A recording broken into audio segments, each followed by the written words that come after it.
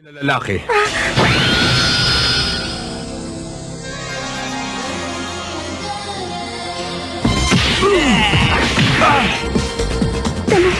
Salamat na umating ka. Alam kong hindi mo ako papabayaan. Nararamdaman ko pa rin ang iyong pagmamahal.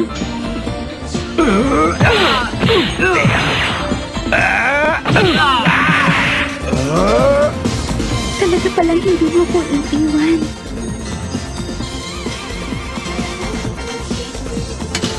Huh? Ang pamaypay ko!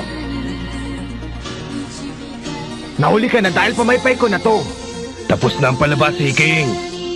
Tamahome.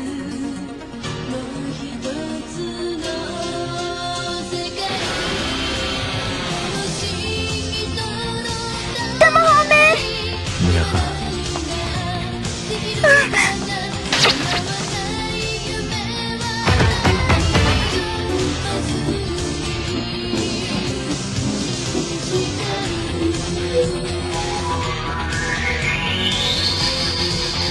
Kung ganun, patay na pala si Tasky, isa sa 7 tagapagtanggol. Ang kanilang Suzaku ay patungo na po sa ilagang bahagi ng Conan, kung saan naroon ang bayan ng Choco. Ang sabi nila, may isang tao daw doon na may kakayahang bumuhay ng patay. Mukhang nagkakaroon sila ng suliranin sa pagtipo ng 7 tagapagtanggol. Pabayaan mo silang maghirap. Ipagpatuloy niyong pag-iispiya. Opo!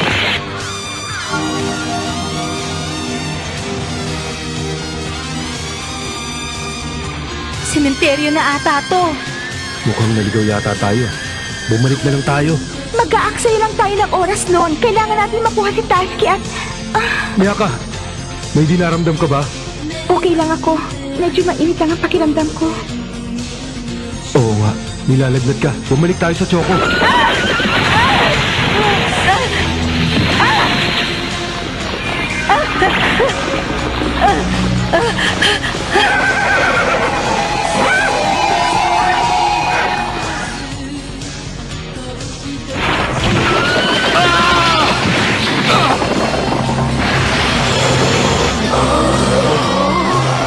Kailangan namin ng laman.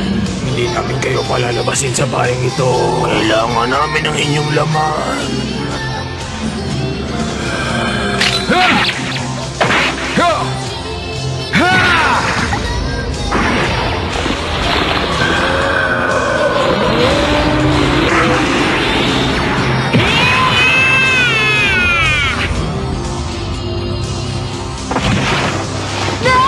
Yuriko! Miyaka! Takbo, Miyaka!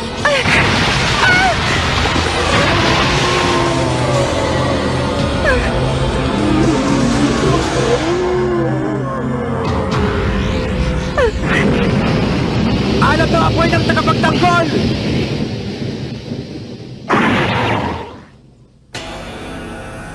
Sabi ko na nga ba mangyayari to. Kenro! Magiging abo ng mga to! Dumapa muna kayo! Alam! Na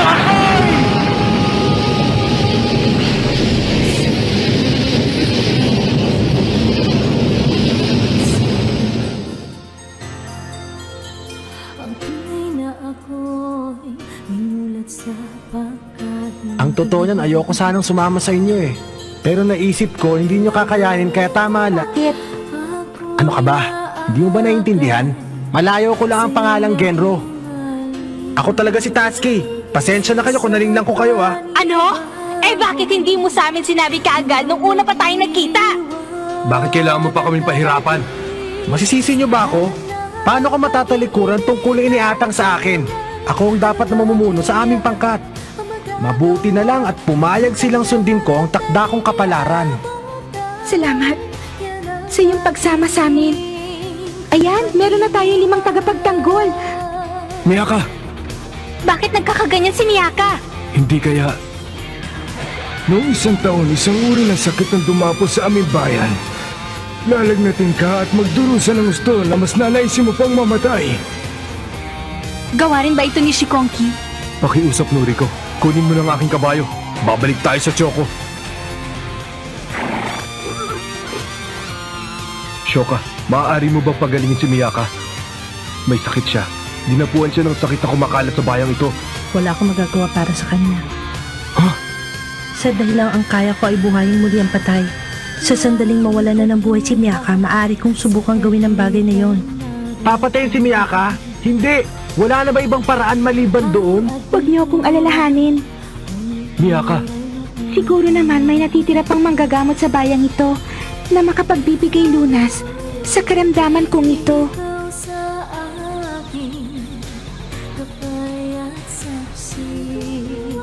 Nandito na naman kayo?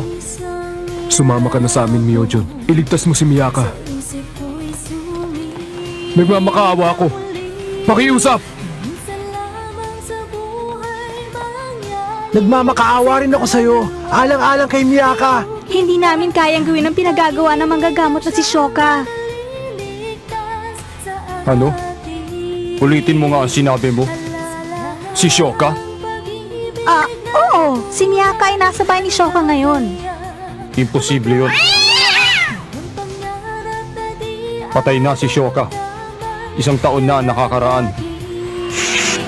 Sigurado ka ba na si Shoka ay namatay nung 1 taon dahil sa matinding karamdaman?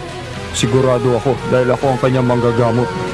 Kung ganun, sino ang Shoka na kasama ni Miyaka sa bahay ngayon? Naloko na. Noriko, Tatsuki, nasa panganib ngayon si Miyaka. Tara!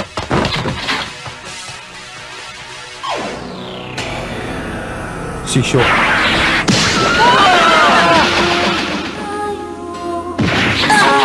Ano yun?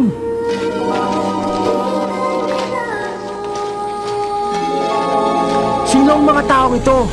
Hindi ko alam. May kakaibang nagaganap dito. Kaya magsipaganda kayo. Magsitigil kayo! Ano ba?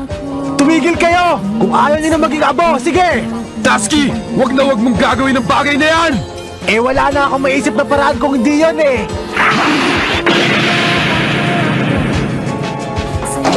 Ako nang bahala sa kanila. Umalis ka na. Sige na. Pero paano? Iligtas mo na si Miyaka. Sandali! Sasama ako sa'yo! Ngi!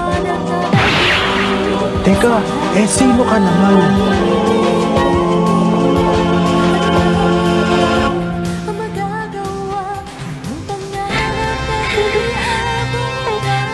Nasaan ka na?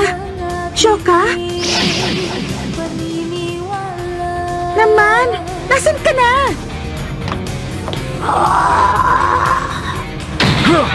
Miyaka! Lumayo ka sa babaeng yan! Ha? Hotohori! Namatay na ang tunay na Shoka noong 1 taon pa! Huli ka na! Akin ang babaeng ito! Siya ang aking pantawid gutom! Wag po! Parang awan niyo na! Huwag niyo akong kainin! Magkakasakit ka! O sige, 3 araw na ako hindi naliligo! Hindi ako masarap kainin! Sigurado hindi ka mahilig sa maalat! At saka baka mabulunan ka lang! Tahimik! Ako ang wawasak sa'yo! Manda ka, halimaw! Sandali! Tatsuki! Noriko! Ligtas kayo! Teka, sino naman yung kasama nyo? Biglang-bigla na lang siyang lumabas eh! John! John?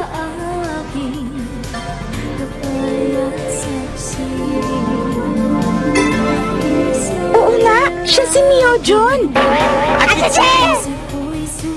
Yung mukhang lasenggo, ang bata pa pala niya. Shoka, ikaw ba ang nagkakalat ng sakit sa bayang ito? At pinili mo maging isang mabangis na halimaw?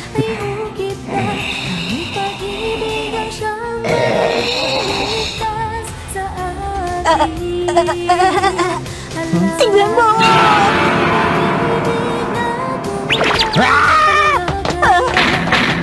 Ano nangyari? Kulang ba sila ng bitamina? Saan ang galing ang mga yan? Si Shoka. Si Shoka ang kumokontrol sa kanilang lahat. Sila na kung tawagin ay mga buhay na patay dahil ginawa niyang zombie ang buong bayan. Ano, zombies? Sabi na nga be! Dapat sinulog ko na sila kanina! Wag na wag kayo papasok dito! Bakit mo ginawa ito? Bakit? Wala kang karapatan na sabihin sa akin yan. Nung 1 taon, naratay ako sa matinding karamdaman. Hinintay kita ng hinintay, subalit hindi ka dumating.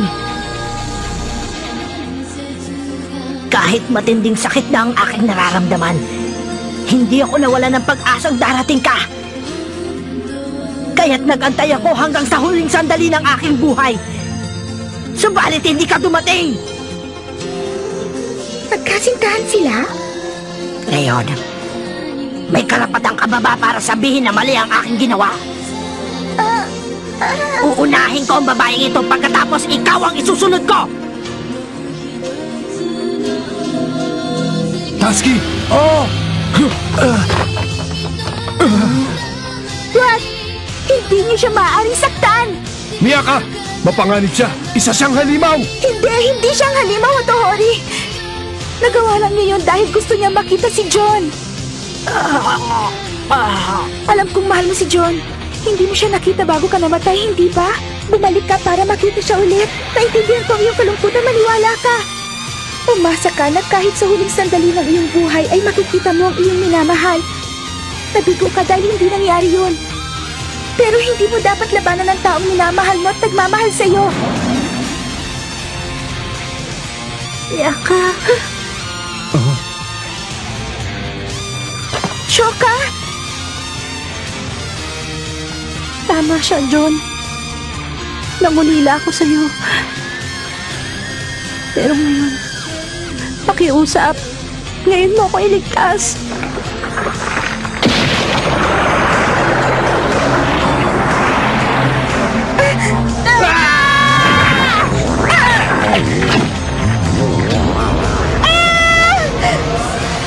Wag! Shoka! Wag! Pakiusap, John. Wasakin mo na ang halimaw na ito. Nasa panganib na ngayon ang buhay ni Miyaka. Kumilos ka na bago maging huli ang lahat. Pero, Shoka,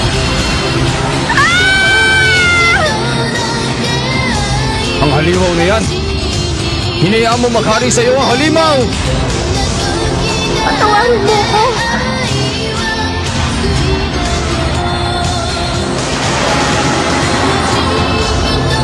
Madali na akong natukso dahil nalungkot ako't nangungulila para sa araw na iyong pagdating. Kami na ang bahala sa halimaw na yan!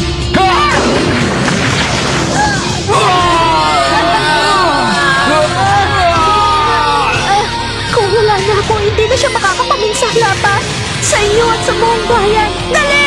Tapusin mo na ako!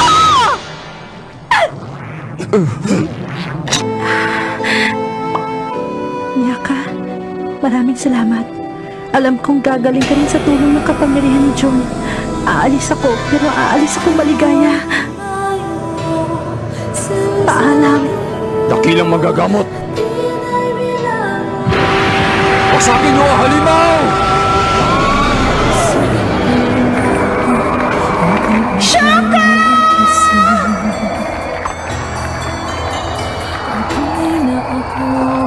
Nawala ng pangungulila ng aking puso dahil nakita kitang muli. Paalam, John.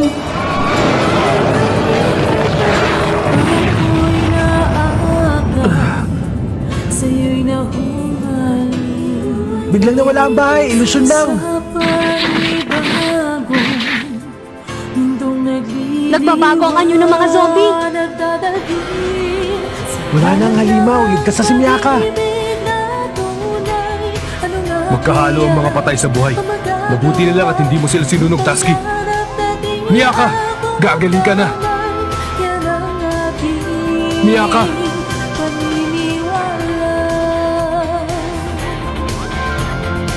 Kumusta na siya? Mabuti na. Pasalamat tayo at hindi na nagtagal ang halimaw.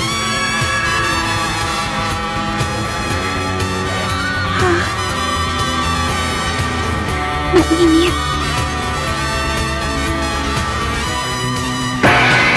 Ang ganda ng sasafar na sa'yo! Wala na nasang sakit.